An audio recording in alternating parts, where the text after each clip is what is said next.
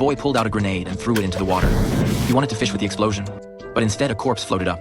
To survive, Paul disguised himself as a corpse and laid down on the shore, waiting for an opportunity.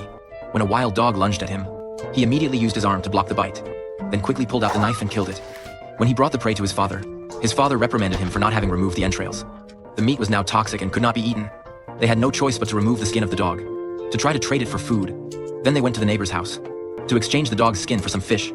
But the neighbor, with a gun in his hand, even falsely accused that the dog the boy killed was his.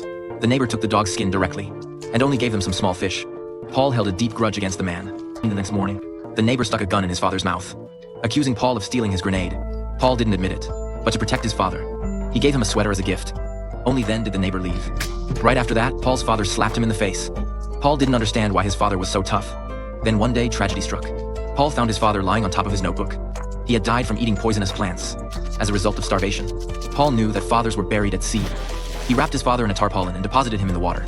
Later, Paul knocked the neighbor unconscious, releasing all his pent-up rage, then tied the man upside down and left him to drown in the water. Paul ransacked the man's house in search of supplies. He took a dagger and a gun. Then, go to the blind witch's abode to ask for help. He asked her if she could decipher the notebook, but the witch was blind in both eyes. Yes, she asked him to open the gate so she could leave. She set off by ship in search of someone who could read. In a distant mansion, she met two farmers. He threatened them with his pistol to demand food and help in deciphering the notebook.